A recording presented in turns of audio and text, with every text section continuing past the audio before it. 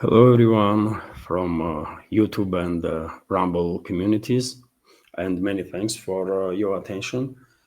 Today is 19th of June. Now it's 11 o'clock Moscow time in the morning, and well, I have prepared quite a number of news on some major developments, and I hope you will find this live stream informative and useful. Although, dear friends, as you all notice already, nowadays news updates more often than not look like sort of World War III updates, and that is for a reason. On one hand, we have a Ukrainian crisis in which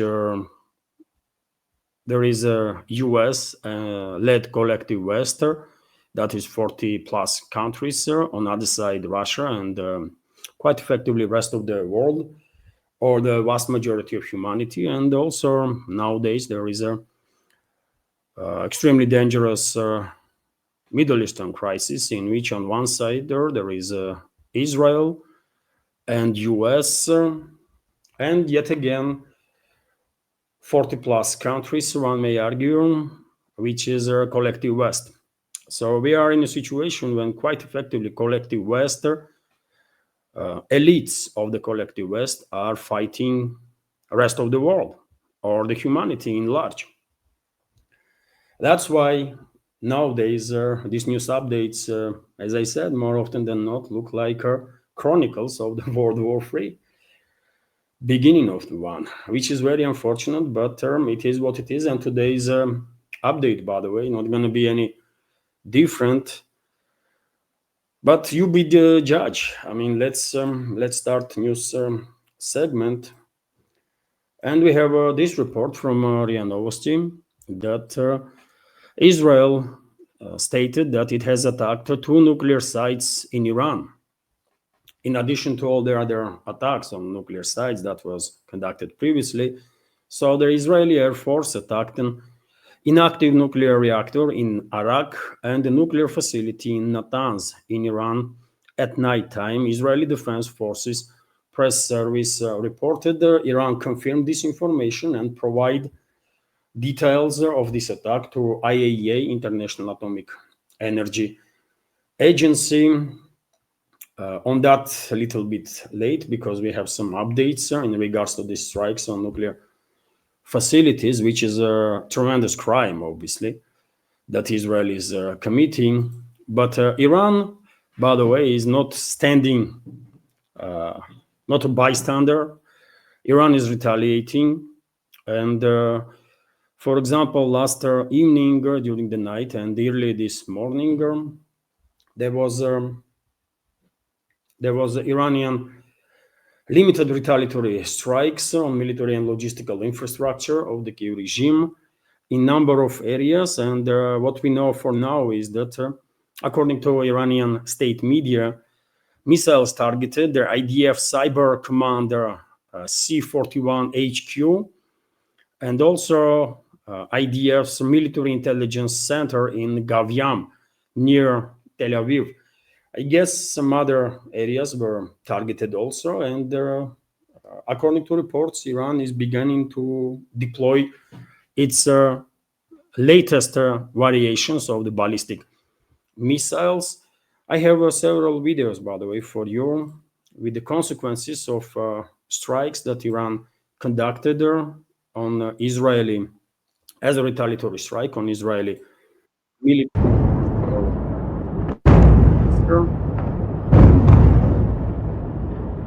So this is aftermath. There is another video.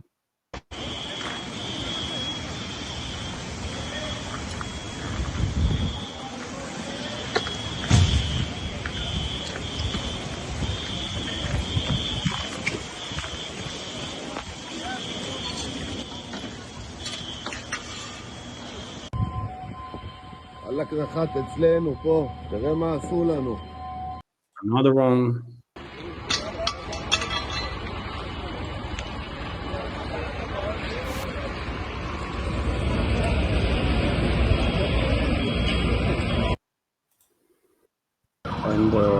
this one here.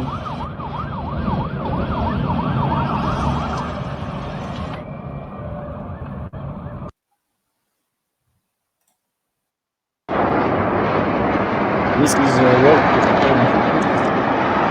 orbital maneuver, but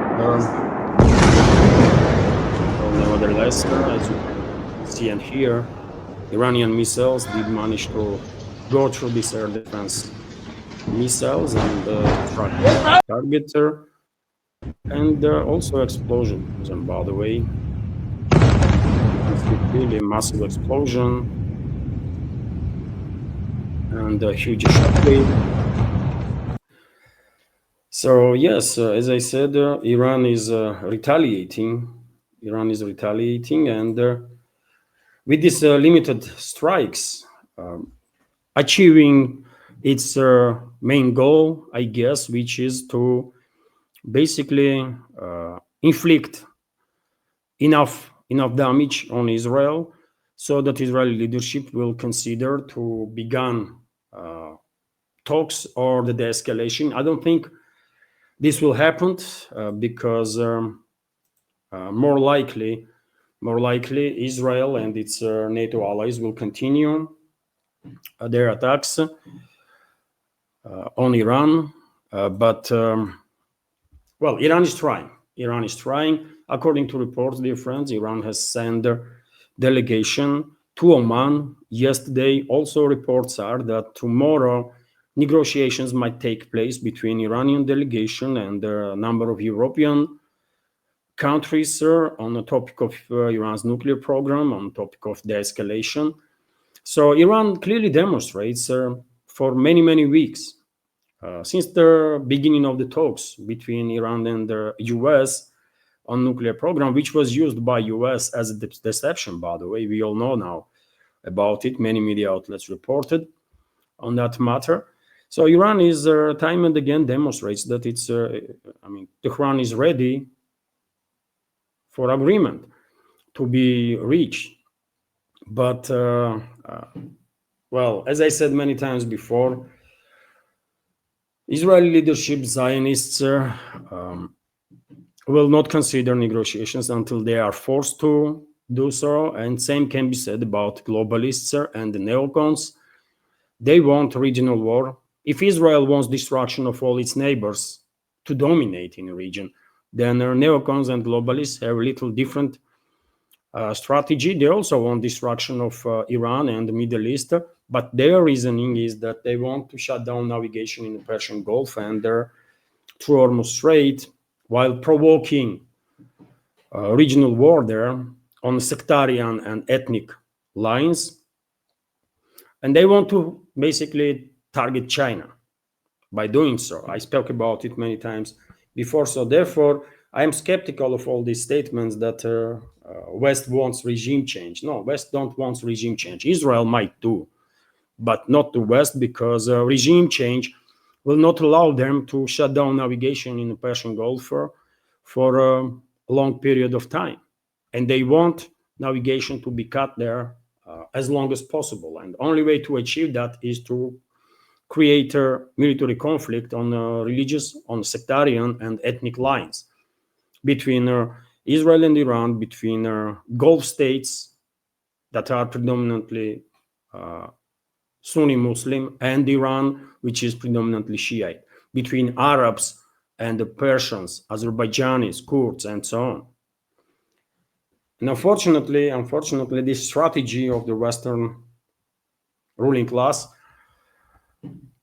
may be somewhat successful if global powers like Russia and China will not get engaged directly. And we have indicators now that both capitals, Moscow and China, are actually engaged in diplomatic terms and trying to de-escalate. Some more information on that a little late, but now let me share with you this report that Trump stated that Iran was weeks away from getting nuclear weapons. Western ruling class, their puppets in the governments of Western countries, including US, they still continue to push this false narrative that Iran was creating atomic bombs, nuclear weapons, which is not true, by the way. And even head of IAEA, by the way, Rafael Grossi, was forced because he has no proofs. He is an Israeli asset, right? Mossad's asset and CIA asset. And they can force him to say that, yes, Iran was working on nuclear weapons. But then, in that case, he have to provide evidences for that, right? Evidences that are based on information of experts of the IAEA that were monitoring Iranian nuclear facilities constantly. But they have no such a proof. So therefore, Rafael Grossi, head of IAEA, forced to state that there is no proof Iran is working on a nuclear bomb. Right? And formally, at least, dear friends, IAEA, International Atomic Energy Agency, is a UN watchdog, right? So therefore, not Israel and not anyone else has any rights, any legal rights to attack Iran. Period.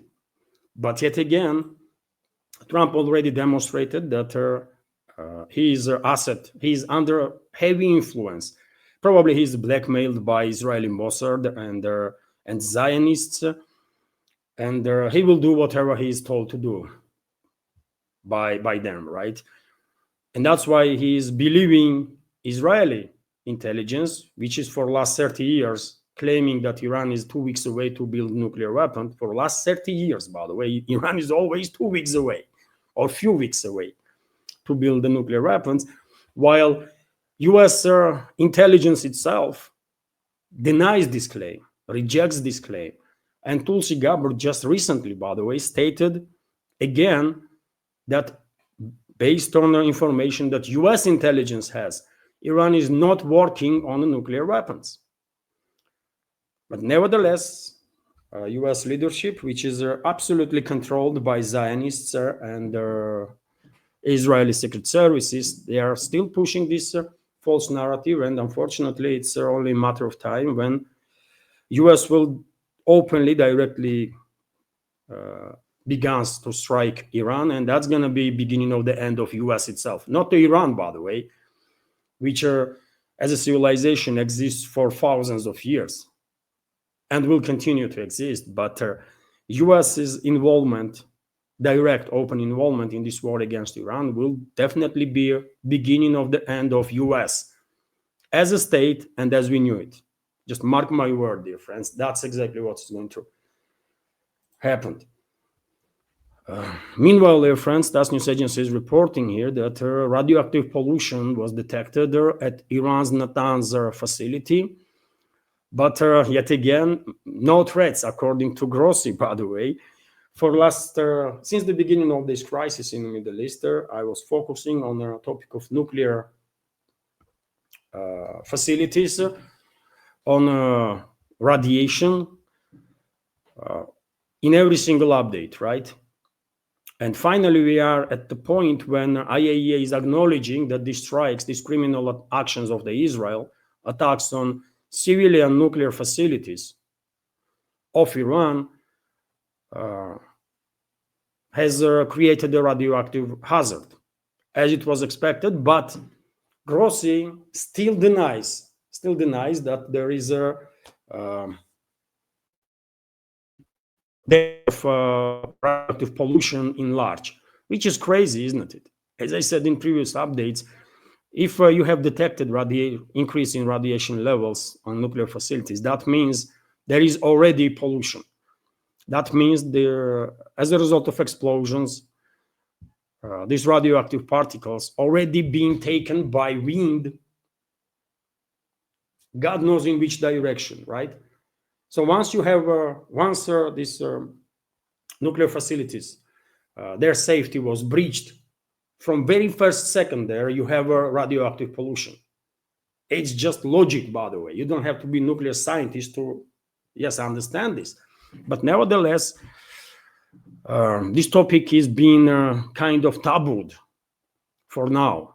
On a worldwide scale, by the way. I don't see many media outlets, even here in Russia, we're talking about radioactive hazard that much. Some do, but not in a scale that is necessary to inform the people about dangers that Israel is presenting to this world with these criminal attacks on nuclear sites.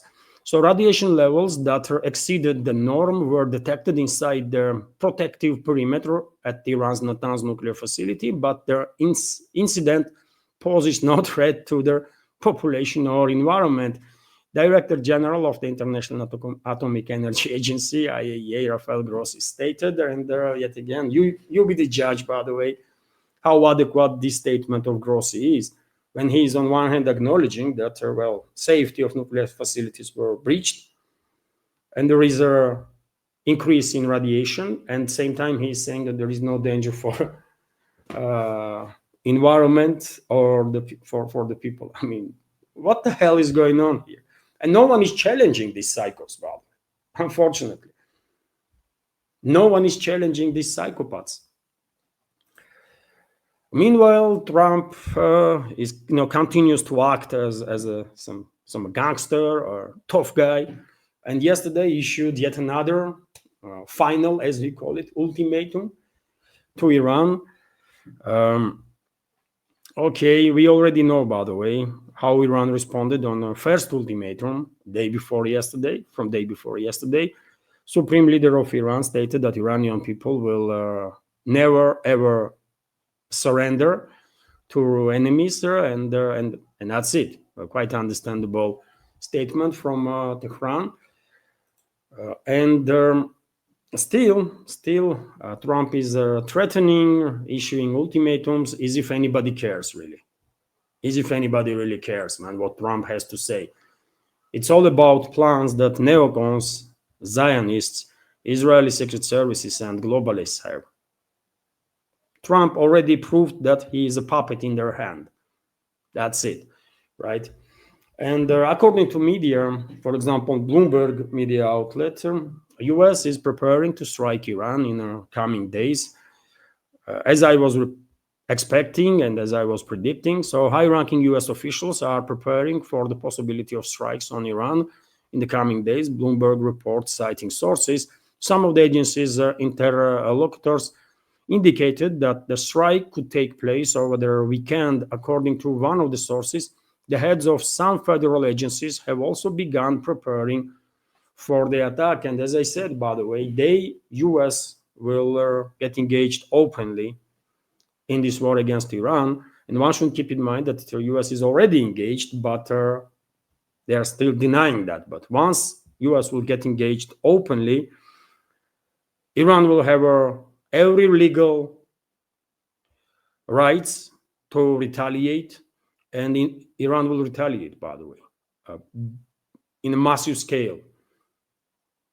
And US gonna suffer.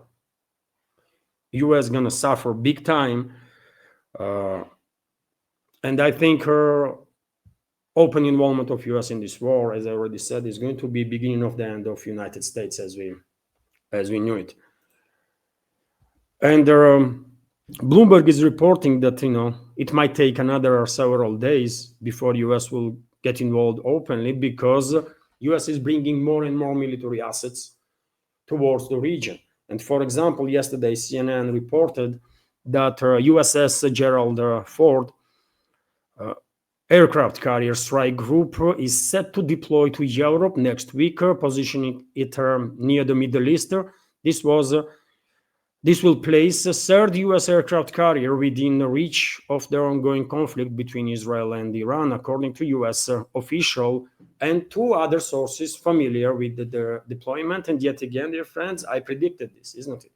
I said that US will redeploy towards Middle East, whatever aircraft or whatever carrier strike groups they have in the Indo-Pacific, and that's exactly what's happening. And they will bring I was saying that they will most likely bring another aircraft carrier into Mediterranean, into Eastern Mediterranean, and that's exactly what's happening. And Gerald Ford gonna be stationed somewhere there in the Eastern Mediterranean, and planes will operate to strike Iran from there. In addition, US is deploying F-35s, B-2 bombers, F-16s, I believe, and whatever assets they have.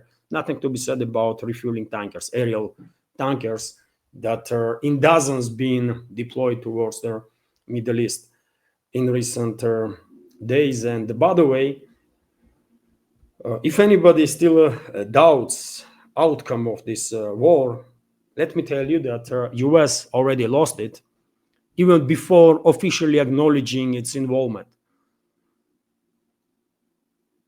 Israel is losing this war, and the US and other NATO member states are soon going to find out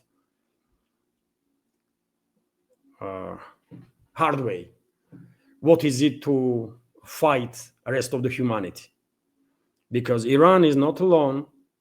Vast majority of humanity stands with Iranian people and will support Iran with whatever in any ways they can. So this is a world war, by the way, already unleashed, right? Even if global nuclear superpowers not yet firing at each other directly and openly, although US clearly participated in the attack on Russian nuclear triad, US and UK, both nuclear countries, right? They already strike Russian nuclear triad, and I see that strike that was conducted with the use of their Ukrainian proxies as a initial strike, first wave of strikes on Russian nuclear triad. That's how I see it, right? And Moscow did not yet retaliate. I remind you, dear friends, that Moscow did not yet retaliated against countries that were involved in that attack on Russian nuclear triad when strategical bombers were damaged and some destroyed.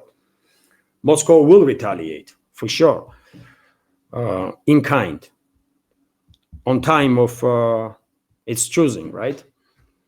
But yet again, this is a World War III that is unfolding before very our eyes. And on one side, there is collective West, elites, so-called elites, and the ruling class of the collective West, and their proxies. And on the other side is the rest of the world, or vast majority of humanity. That's the reality that we are facing. And collective West will lose. Either everyone will lose. Either we will end up in a full-scale nuclear exchange, and in that case, humanity is doomed, right? And this civilization. Or there is another option, collective West will lose, because in no circumstances they're going to win. It's just not happening, right? And by the way, US, as I already said in my previous updates, US society is quite divided. It was divided before, by the way, between neolibs and their assets, their supporters, conservatives, traditionalists, and so on. But now, US is divided, US public is divided even more, because even among supporters of the Trump, by the way, there is a sort of a civil war now. Because many people that were openly, actively supporting Trump are extremely disappointed. They were really hoping that Trump and his team will be truly America first, but they are not. And everyone understands that they are acting as a proxies of the Israel now, right? And no wonder. And this divide gonna further increase 100%. And no wonder some 40% of Americans, by the way, expect a civil war inside the country now in next decades, according to polls. And 40% is quite a high number, isn't it? That this information indicates a level of divide of US society, and level and demonstrates how stretched social fabric is there. Right? So 40% of Americans believe a civil war in the US is somewhat or very likely within the next decade.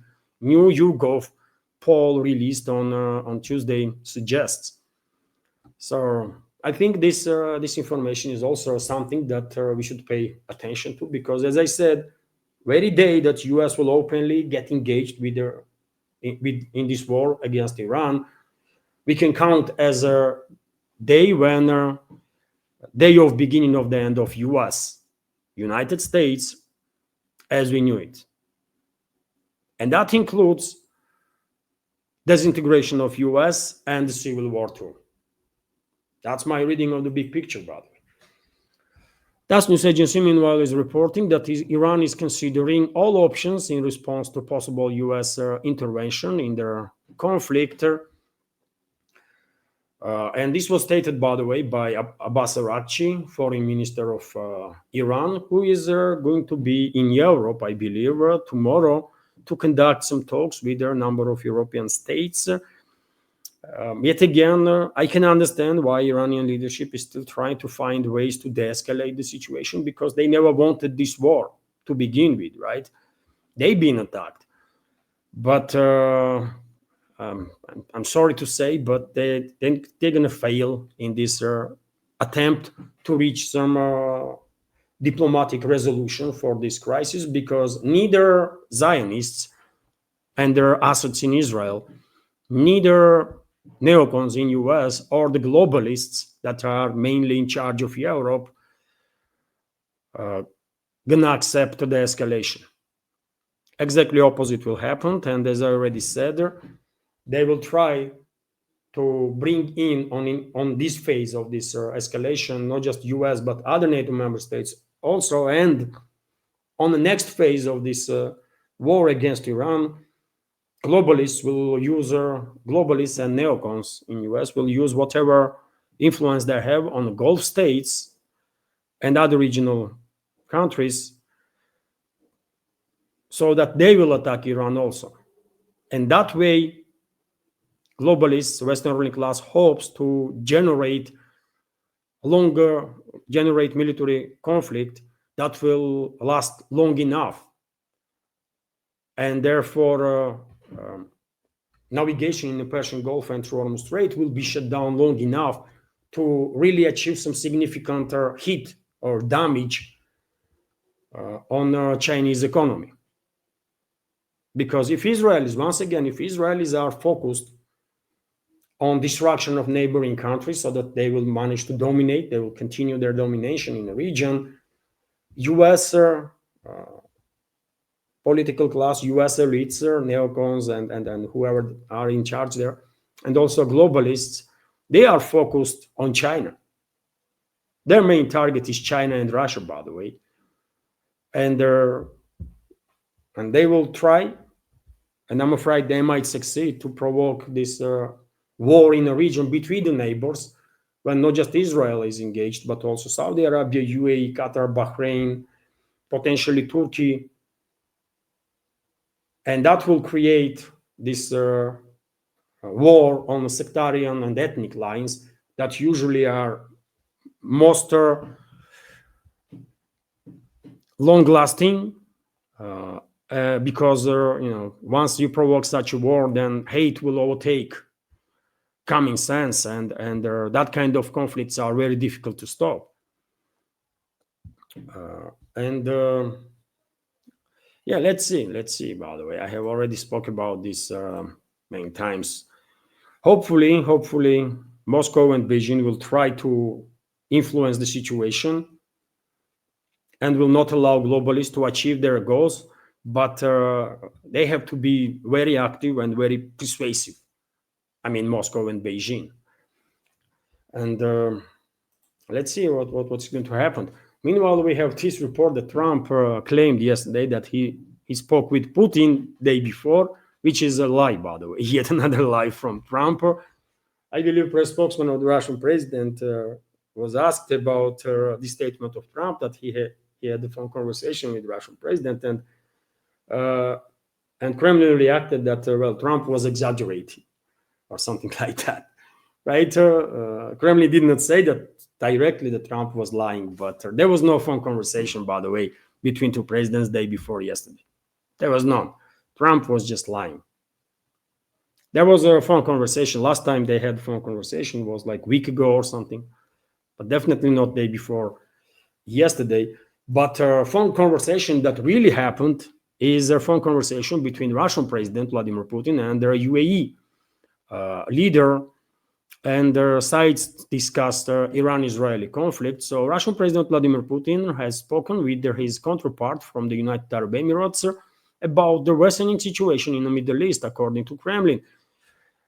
In a phone call with the UAE President Sheikh Mohammed bin Zayed Al Nahyan, Putin reaffirmed Russia's willingness to mediate and facilitate dialogue between the parties to the conflict, according to Kremlin readout. The two leaders expressed deep concern over the ongoing escalation of their conflict, warning that it threatens to have their most serious consequences for the entire region, and I will add the entire world.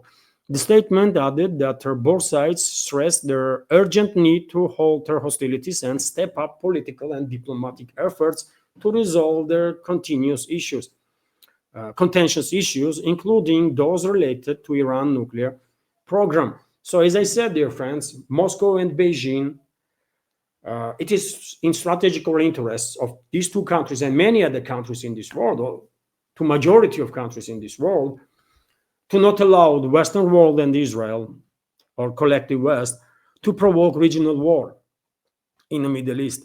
And to achieve this, both Moscow and Beijing and other capitals have to be extremely active and persuasive. And they have to talk with their Middle Eastern countries like UAE and Russian president doing that, exactly that. And they have to persuade leadership of Middle Eastern countries that they will make fatal mistake if they will get engaged in this war against Iran. And hopefully Moscow and Beijing will be persuasive enough to make sure that none of these Gulf states, by the way, and no one else from the region gonna attack Iran, because they will all lose in that case. I mean, let's see, by the way, let's see how successful this diplomatic effort of Moscow and their other capitals outside of the Western world will be to at least, I mean, Moscow not going to influence decision-making process in the West, we all understand, but Moscow has quite good relationships with Saudi Arabia, with UAE, with Bahrain, by the way, with Qatar, right, with Iraq, with Turkey, and Moscow can use this good working relationships for diplomatic effort. And China, by the way, also has a good working and maybe even great relationships with their Middle Eastern countries, if you take in account how important Chinese economy is for these Gulf states, right? So there is a chance, by the way, there is a chance that Moscow and Beijing will be successful in this diplomatic effort, and collective West will not be able to provoke regional war on a religious and sectarian, on sectarian or the religious and ethnic lines. And hopefully Gulf states and others in the region will stay out of this war. Hopefully, they are in no position to prohibit US or UK or other NATO member states to use their airspaces. They just are in no position to oppose that, right? We all understand this, but at least they should not get involved in this war against Iran directly. And hopefully Moscow and Beijing will be persuasive enough and successful enough in this diplomatic effort so that they will stay out of this war. And in that case, by the way, as I already said, collective West and Israel, I mean, and Israel is a part of collective West, isn't it? Collective West, US led this anti-human coalition gonna fail. They already failed, by the way. Only chance they might have to achieve their goals is to provoke regional war between neighboring countries, and hopefully they will not be able to do so. They're alone not gonna defeat Iran, by the way. It's not happening. They may bomb day 2, 3, 10, 100, but eventually, as a result of Iran's retaliatory strikes, they're gonna suffer such a losses that they will beg than for ceasefire and de-escalation. But by the way, Donald Trump does not understand this, isn't it? Absolutely not. And because he's a moron, by the way. I mean, let's be real here. And for example, yesterday he was asked about topic of Russia's diplomatic efforts to de-escalate in the situation. And just look what he said, by the way. How stupid this individual is, how arrogant, narcissist, man. Unbelievable. And this is our elderly man. I mean, usually as we grown up, we are becoming more and more serious, right? At least that's how I think should happen. And seems like Trump did not grow up whatsoever, because he's like 80-year-old man. How? And he's acting like a, I don't know, man, teenager that has no idea about anything, really. Just listen. Stupid. Would have never happened if I was president. You guys agree with that, right? Would have never happened if I was president. Putin would have never done it. And I spoke to him yesterday, and I said, you know, he actually offered to help mediate. I said, do me a favor. Mediate your own. Let's mediate Russia first, okay? I said, Vladimir, let's mediate Russia first. You can worry about this later. You see? That's the state of mind of Trump, by the way. That's the state of mind of Trump. It's hard to comment, but I mean, I can understand why so many members of our community from US and why so many US citizens, public figures included, are extremely disappointed in Trump. I mean, he's really losing it. I mean, he's out of his mind, man. And let's be real. I mean, in at least before he was inaugurated, he was not leaving impression of this, that he is this much psycho, by the way. He really don't, but something happened to him. I don't know. Maybe he was blackmailed, threatened by Israeli secret services, by his own donors in US from Zionist clique. Maybe something else, but I mean, he is undergoing some dramatic change, isn't it? Because before, I got impression that he was at least trying. You know, he was acting always, but he was kind of trying to be adequate, like make impression that he is a serious person. Now he is completely losing it, right? He has no breaks whatsoever. This is crazy, man. This is crazy. I mean, you tell me what is your take, dear friends, but this dramatic change like that in a couple of weeks' time, that's not normal. That's not more normal, man. Anyways, dear friends, let's go back to some other news. And well, Erdogan, Turkish president, backs Iranian response to Israel. Not surprisingly, by the way, Erdogan already demonstrated that he's a very sneaky politician, isn't it? He is waiting for his opportunity. He will make statements in support of Iran, and same time, and he does that, and same time he will continue to assist Israel.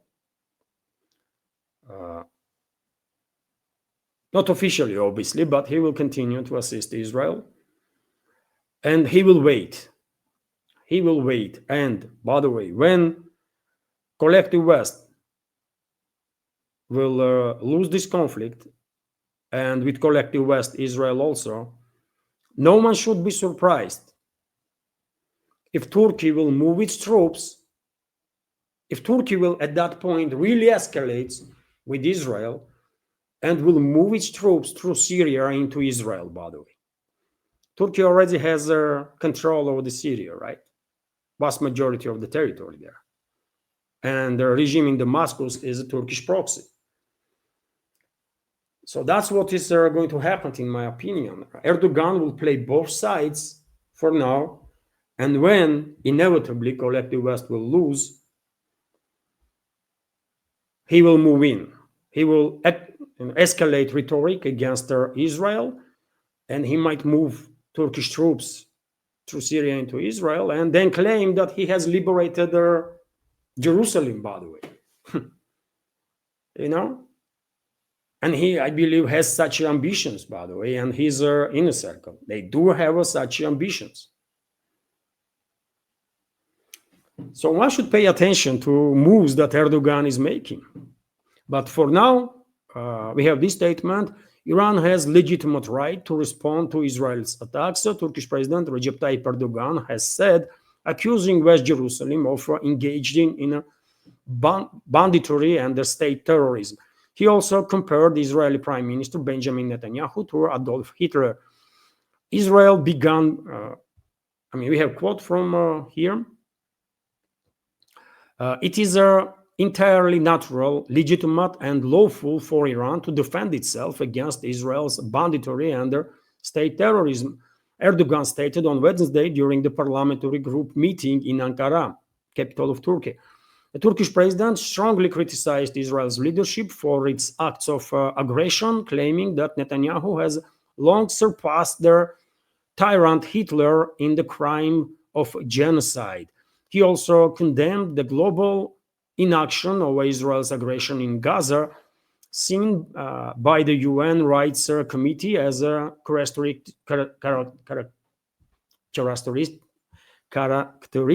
of genocide, stating that the blood of massacred civilians, murdered babies, and the children is splattered not only on the hands of and faces of those who support Israel's arrogance, but also on those who remain silent. One should challenge him and said what Turkey did to help Palestinians. What Turkey did to help Palestinians. I remind you, dear friends, that Turkey is still one of the main suppliers of many items, many goods to Israel, including fuel, by the way, that is used by IDF. So you see what kind of individual Erdogan is. He is acting on the public while playing on both sides, and he will wait. He will wait, and when inevitably collective West will lose, he will further escalate rhetoric against Israel, and I think it is a high probability that at that point, Turkey might move its troops into Israel through Syria. Just let's see. But yet again, let's hope Moscow, Beijing, other capitals in this world will be successful in diplomacy and will manage to persuade more and more countries, especially in the Middle East, not to get engaged directly in this war against Iran, and if necessary, because of the importance of these developments for whole of humanity, for the fate of whole of humanity, if necessary, maybe Moscow, together with Beijing, will even send its fleet to Persian Gulf and Hormuz Strait, maybe even in, maybe troops will be deployed, maybe even ground troops will be deployed in the Middle East. Because in no circumstances, Moscow and Beijing can allow collective West to provoke a regional war that will be then, divided on sectarian violence and hatred and ethnic violence and hatred that will destroy navigation in the Middle East through Persian Gulf and Hormuz Strait for years, by the way, and years, if not decades. So Moscow and Beijing cannot allow this to happen. So therefore, maybe Moscow will do exactly what Moscow did in 1971, when a Soviet fleet was sent to protect India, by the way. At the time, US and their other NATO member states were supporting Pakistan in a war between India and Pakistan, when eventually India won and Bangladesh gained independence. At that point, it was called Eastern Pakistan, right? And Bangladesh gained independence. And, India played a key role in that, obviously, but, Moscow also helped Bangladeshi people to become independent, right? And many people in India still remember to these days, by the way, that Moscow actually did help India big time, And maybe Moscow will do something similar this time around too, and will send its fleet to Indian Ocean, to Persian Gulf, to deter NATO countries, to deter US and other and others from this anti-human coalition. So let's see. It is also a possibility, and China may join Russian fleet. China may join. China might send its fleet also to participate in this humanitarian, I will say, operation. Anything is possible, and let's see. By the way, Moscow is very clear that we want to see the escalation, and everyone should listen. And most importantly, leadership of UAE, United Arab Emirates, Saudi Arabia, Qatar should listen. And in no circumstances get directly engaged in this war against Iran.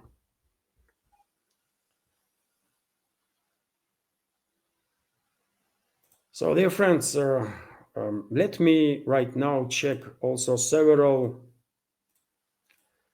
Telegram channels for any breaking news in regards to Middle East, and then I will go through some other news, because, as I said, there are many areas of the crisis in this world, isn't it? In the Bushehr nuclear power plant in Iran, if the Bushehr nuclear power plant in Iran is struck, the resulting disaster would be compared to Chernobyl. This must be not allowed. Alexei Likhachov, CEO of Rosatom, stated. And by the way, in regards to Bushehr nuclear power plant, which is built and still under construction, new reactors of Russian Rosatom, and there are Russian specialists there. According to reports, Russian leadership spoke to Israeli side and issued a strong warning so that Israeli aircraft will stay away from Bushehr nuclear power plant. And well, based on reports that I see, Israeli leadership promised that they're not going to target this power plant. But yet again, can you trust Netanyahu? By the way, that of course you cannot. But let's hope Moscow's warning was strong enough, so that will deter Netanyahu's regime. Also, latest updates, by the way, just last few minutes were reported that Iran's IRGC stated it carried out precise strikes on Israeli Army Command and Intelligence Center that was located near one of their hospitals in the West. By the way, this is true. During their strikes on these military and intelligence facilities, precise strikes. Nearby, there was a hospital in Tel Aviv, and from a blast, from a shockwave, hospital was damaged. And Western media, Israeli propaganda and Western propaganda, gonna use this now to state that, to push narrative that Iran intentionally struck a hospital, which is false, by the way. I have seen videos of that hospital. Clearly, whatever damage you're gonna see there is damage done by blast, right? By shockwave, not by direct heat, because in case of direct heat, there would be nothing left from that hospital, and there would be no walls and stuff, right? It would collapse, at least partially. So I have seen videos. I don't need IRGC's statement. I have seen videos. I know physics, maybe not. I'm not physics, but I do know something about physics. Clearly, damage that you can see on those videos is generated by shockwave. Strike of Iranian missiles were quite precise, impressively precise. Precision was quite impressive. Also report last couple of minutes that Israeli forces evacuated their bases and their deployed air defense systems in residential areas, according to Iran's IRGC. Well, it was Israeli leadership, isn't it, that were claimed that Hamas is using civilians as a human shield. And nowadays, we are clearly seeing that many Israeli military facilities, military infrastructure is embedded in residential areas. So Israel was doing exactly what they were accusing Hamas, and it's factual, by the way. It's just factual, right? Israeli military and intelligence infrastructure was heavily embedded in residential areas, and still is. This is the case.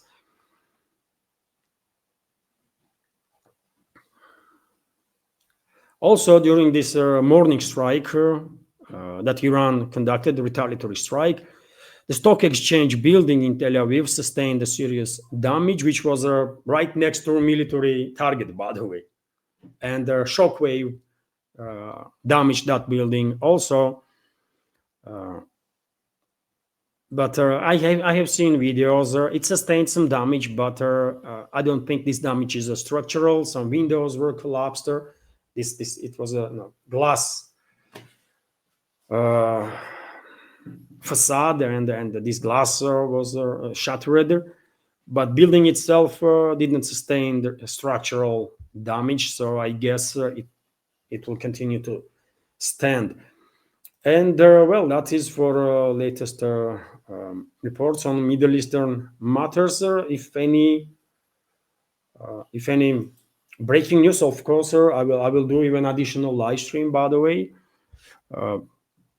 if necessary.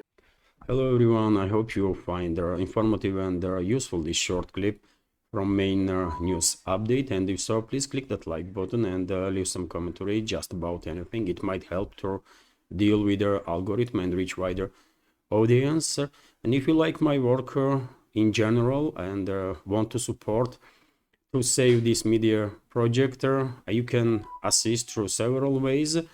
You can donate to this project through PayPal platform or Boosty, also with the crypto currencies, or you can subscribe to my Patreon page and page on Boosty, where I have quite a lot of extra content on regular basis. All the links are on this video in description box and in the pinned comment.